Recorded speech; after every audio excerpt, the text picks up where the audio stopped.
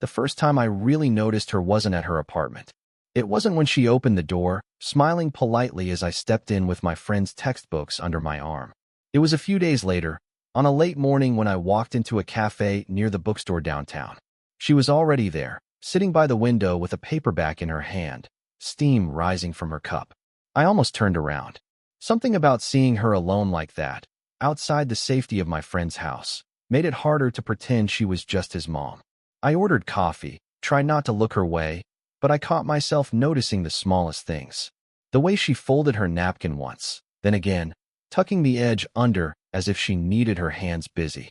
The pause she took before turning a page, her eyes hovering in the margin like she wasn't really reading. When I finally walked past her table, she looked up. "You're up early for a Saturday," she said, her voice calm but softer than I remembered. I shrugged. Needed to get out. Too quiet at home. She smiled like she knew what that meant, though I never said. She tapped her book, closed with her finger. Quiet can be good. Sometimes, I admitted.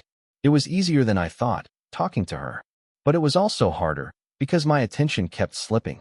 I noticed the way she pressed her thumb against the rim of her cup, then pulled it away when she realized the coffee was already cold. I wanted to say something about it, to make her laugh, but the words stalled in my throat. She filled the silence herself. "You're still helping him with that history class?" "Trying to," I said, grinning. "He doesn't make it easy." Her laugh was quiet, barely more than breath, but it reached her eyes. I'd never heard her laugh like that at home, with her son around, the TV on, the kitchen full of noise. It was smaller here, closer. I sat down across from her without asking if I could. It just happened. We talked in pieces. Short questions, simple answers. She asked if I still wrote music. I asked if she still visited her sister out of town. Neither of us went deep, but something in the pauses carried weight. Her eyes flicked toward the window more than once, like she was reminding herself of the world outside. My knee bounced under the table, restless. At one point, I pulled out my phone, thumb hovering over an unsent message I'd typed the night before. Just her name and a question. "Are you awake?" I never pressed send. My screen dimmed, and I slipped the phone back into my pocket before she noticed. We stayed there until the cafe got crowded. She glanced at her watch, folded the napkin once more, and pushed her chair back. "I should go," she said. I nodded, but my chest tightened, like something had ended before it began. She stood, gathering her bag. For a second, I thought she'd leave without looking back. But as she walked past me, she paused. "Don't spend your whole day inside books," she said gently. Then, almost as if she'd surprised herself, she added, "Text me if he gives you too much trouble with homework." She slipped out the door before I could answer. I sat there, staring at the napkin she'd left behind, folded neatly in the center of the table. My phone buzzed a minute later. Her name on the screen. Just 3 words. "You still there?" I didn't answer her message right away. I stared at it, let the screen dim, then finally typed back, "Yeah, just about to leave." No emoji, no explanation. But when I slipped the phone into my pocket, my hands felt restless, like I'd just crossed some line I wasn't supposed to. The next time I went over to her apartment, it was supposed to be about homework again. My friend wasn't home, something about practice running late. She opened the door anyway, surprised but not unhappy. "You came," she said. I said I would. She stepped back to let me in. The place was quieter without her son's voice filling the space. Too quiet, maybe. The kind of quiet that makes you notice the kettle still warm on the counter, or the faint music coming from a room she must have left half open. I hovered near the kitchen. She poured tea without asking if I wanted any, then slid the cup toward me. Her fingers brushed the rim before letting go. We sat at the table, the one I usually spread textbooks across, but there were none today. Just 2 cups. Steam rising. Her hair falling loose from where she'd clipped it back. She broke the silence first. "You remind me of someone." I looked up. She stirred her tea even though she hadn't added sugar. "When I was your age, I used to meet a boy at the library. He'd always leave notes in the margins of books for me to find. Half the time, he didn't even know if I'd be the one to check them out. But I always did." I tried to picture her younger, laughing in a quiet library with some boy, waiting for secrets in pencil between the lines. "What happened to him?" Her eyes flicked down. "Life. We grew up." She said it like a period at the end of a sentence. "Final." I nodded, though a part of me wanted to ask more. Instead, I wrapped my hands around the tea, too hot to hold, but grounding. There were risks I didn't name, risks we both felt. The fact that I was here, sitting in her kitchen, while her son wasn't. The years between us, the silence that should have meant nothing, but somehow meant everything. I found myself imagining things I shouldn't. What it would be like if her hand lingered on mine when she passed the sugar, if she leaned just a little closer when she laughed. But none of it happened. Only the tea cooling between us. When the clock on the wall ticked louder than our words, she finally spoke. You should be careful. People notice things. I didn't know if she meant her son, or the neighbors, or herself. I know, I said quietly. And then, for no reason I could explain, I smiled. Not a grin, not nervous, just real. She looked at me a long moment, then set her cup down and, without warning, reached over and tugged at the sleeve of my sweater, straightening it where it had bunched at the wrist. Her touch barely lasted a second, but it stayed longer than it should have. I don't know why that moment stayed with me. Maybe because it felt like someone finally saw me. The next week, things shifted. I couldn't tell you how. Maybe it was nothing more than the way she didn't look surprised when I knocked, or the way she opened the door slower, like she'd been standing behind it already. Her son was home this time. He let me in, then disappeared down the hall, muttering something about his headphones. The two of us ended up in the kitchen again, not alone, but not quite watched either. She leaned against the counter, arms folded, like she was trying to keep space between us. I tried to focus on the book in front of me, but every time she moved, pouring water, setting a plate down, I felt it. You're quiet today, she said, not looking at me. Just tired, I murmured. Her eyes flicked to mine for half a second, long enough to know she didn't believe it. The air hummed with what we weren't saying. My pen tapped against the page until she reached over and stilled my hand with hers. Just for a breath. Then gone. I shouldn't, she started, then shook her head. What? Never mind. The clock ticked. Her son laughed at something in the other room. The sound felt too sharp, like it didn't belong in the same world as the silence we sat in. I wanted to ask her what she meant. I wanted to ask her if she ever thought about that morning at the cafe, the folded napkin, the message she sent. But my throat stayed tight. Instead, she reached for the plate, sliding it closer to me. Small gesture. Harmless. Except the way her fingers lingered on the edge made it feel like more. We both noticed. I should go, I said suddenly, standing too fast. Her brow furrowed, almost like hurt, then smoothed into something else, neutral, careful. Of course. It's late. I gathered my things too quickly, fumbling with the zipper of my bag. She stepped closer, maybe to help, maybe just to move past me, and for a second the space narrowed to nothing. Her perfume was faint, almost gone, but I caught it. She looked up at me then, close enough that I could see the tired lines at the corners of her eyes, close enough that if I leaned the smallest bit forward, her breath caught, almost a sound, and then footsteps in the hall. Her son's voice. Hey, are you still here? We both stepped back at once. She turned toward the sink, running water that didn't need running. I shoved the last book into my bag, pulse too loud in my ears. When I looked at her again, she was staring at the window, not me. Good night, I said, my voice low. She nodded without turning. Good night. On the way out, I thought about the way her hand had stopped mine on the pen, how close her face had been to mine before the sound of footsteps broke the moment. A near crossing. Nothing more. Nothing less. It was late afternoon when I ran into her outside. Not planned. Just one of those overlaps that shouldn't mean anything, but did. She was coming back from the store, a paper bag tucked under her arm, the light already sliding into evening. Need help? I asked, too quickly. She hesitated, then handed me the bag. It's not heavy. We walked together, quiet at first. The street was ordinary, buses passing, leaves skittering across the pavement, but it felt sharper somehow, like every sound carried weight. She said, almost casually, you don't come around as much lately. I gripped the bag tighter. Didn't want to intrude. Her eyes flicked to me. A pause. You wouldn't. The words sat there between us, heavier than they should have been. We reached a small park near the building and sat on a bench without really deciding to. The bag rested at my feet. She leaned back, watching a couple of kids run past. I watched her. You shouldn't, she said finally, still looking straight ahead. Shouldn't what? Her jaw tightened. Look at me that way. I opened my mouth, closed it. My chest felt tight, like something pressing down. I can't help it. She turned then, eyes sharp, tired. You're too young. You're my sons. I know. I cut in, sharper than I meant. The words hung there, then softened. I know. We let the silence stretch. The kids had gone. The park felt suddenly empty. Her hand twisted the strap of her bag in her lap, over and over. I've made mistakes before, she said quietly.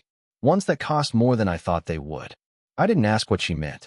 I just let the words sink in, the fear laced through them. I'm not. I started, then stopped. Tried again. This isn't a mistake for me. She gave a short, breathless laugh, the kind that isn't joy. You think that now. The air was cool, the shadows stretched longer. I wanted to reach for her hand, to still it where it twisted the strap, but I didn't. Not yet. Instead, I said, do you ever think about that morning at the cafe? Her head turned slowly, eyes on mine. Every day, she whispered. My heart kicked hard against my ribs. I leaned forward without meaning to, closing that impossible distance by inches. Her breath caught, the smallest sound, and for a moment it felt like everything else had fallen away. The park, the noise, the years between us. But then she drew in a sharp breath and leaned back. Just enough to stop it. Don't, she said. Soft, almost pleading. I froze, words choking in my throat. Her gaze held mine, steady now, but her hand still twisted the strap, twisting. The question hovered between us, unspoken, loud as thunder. What are we about to do? After that day in the park, everything shifted. Or maybe nothing did. Maybe it was just the silence that made it feel different. I didn't see her for a week. No accidental run-ins. No casual invitations to stay for tea. When I came by for homework, she wasn't there. Just her son, shrugging, saying, she's visiting her sister, like it was nothing. I told myself it was nothing. But my phone stayed in my pocket, heavy with the unsent drafts piling up.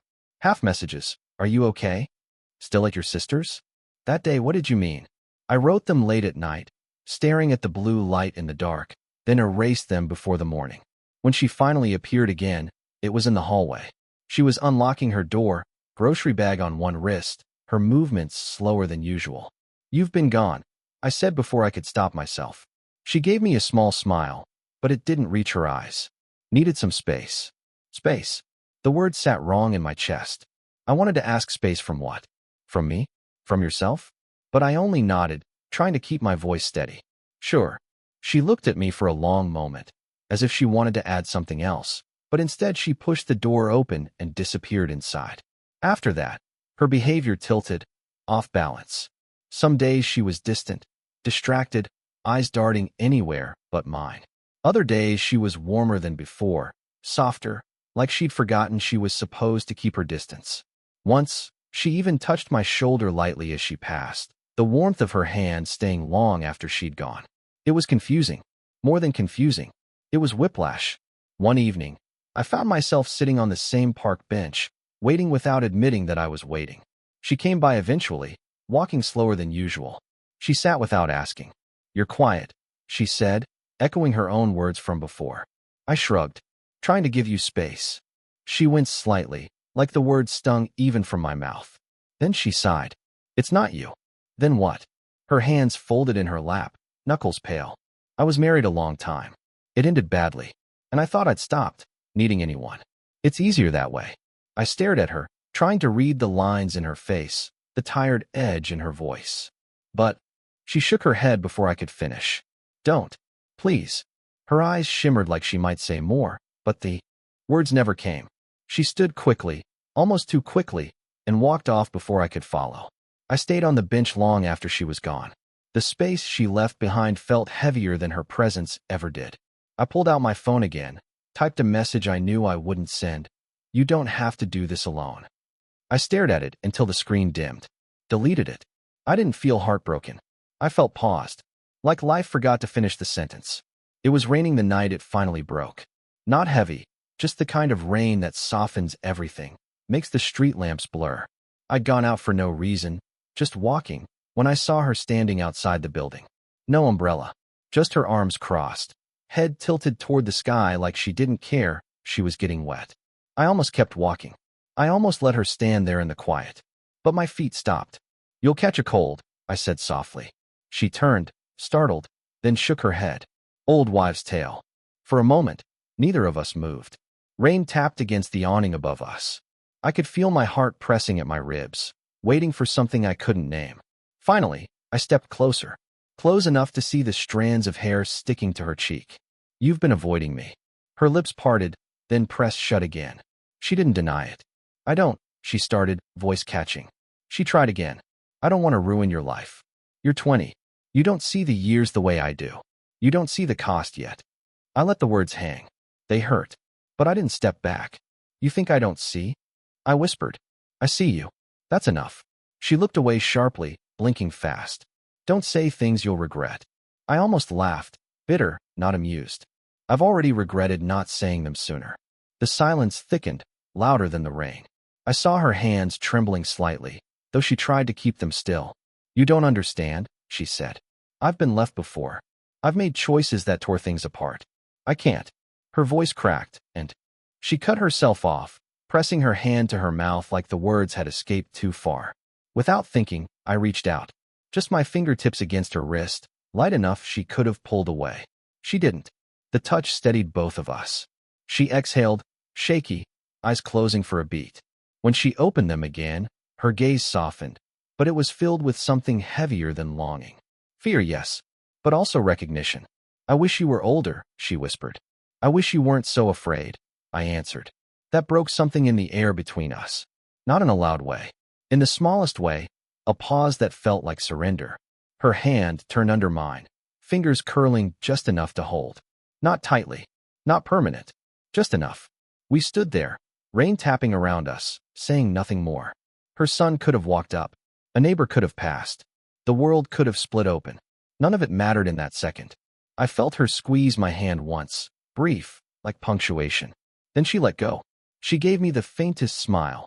Tired, fragile, but real. "Okay," she said. That was all. Time didn't end that night in the rain. It stretched forward, slow and ordinary, the way life usually does. Days blurred into weeks, and yet everything felt a little shifted. Like the air in the hallway carried something unspoken but steady. We didn't talk about that night. Not directly. But I started seeing her more in the small ways that mattered. A morning when I left my apartment at 8:47 and she was locking her door at the same time. We walked to the corner store together, neither of us mentioning the timing. At the park bench, where silence once weighed like stone, we began to sit more easily. Sometimes with tea in travel cups, mine sweetened too much, hers black, cooling faster than she liked. She teased me about it once. "You're still a kid with sugar." But her smile softened the words. The distance that had once stretched taut between us loosened. Not erased, not forgotten, just lived with. There was no big confession, no dramatic kiss. Only the way her hands sometimes brushed mine when we set our cups down on the bench, and how she didn't pull away anymore. Her son never asked questions. Maybe he noticed. Maybe he didn't. Or maybe he understood in the quiet way children sometimes do, without needing details. He saw me less as the friend with textbooks, more as someone who happened to be around. That was enough. Once, in her kitchen, I reached for a mug and found she'd already set one out for me. Black coffee, the way she drank it. She caught the look on my face and gave the smallest shrug. "Habit," she said. But I knew it wasn't just that. The guilt she once carried softened into something gentler, more forgiving. I saw it in the way she laughed more now, the way she left books on the counter for me without explanation, the way she lingered by the door when I was leaving. And me. I stopped hesitating over half-written texts. I didn't need them anymore. I could knock on her door instead, and she'd open it with that smile, the one that first made it impossible to focus on anything else. We built something that didn't need naming. It wasn't dramatic. It wasn't perfect, but it was ours. One evening, as the light faded, we sat again on the park bench. She cradled her thermos. I held my too-sweet tea. The air was cool, the kind of weather that makes you notice how close someone is beside you. She looked at me and said, "You've grown older since all this began." I laughed, shaking my head. "Not that much." "Enough," she said. And she reached for my hand. Simple, certain. We sat like that until the streetlights flickered on. No words, no need. And I thought then, quietly, without telling her, that maybe this was love. Not loud, not certain, not forever promised. Just steady, just here. Something only the two of us would ever understand. Did this story stay with you? What kind of quiet, Real love stories do you want to hear next?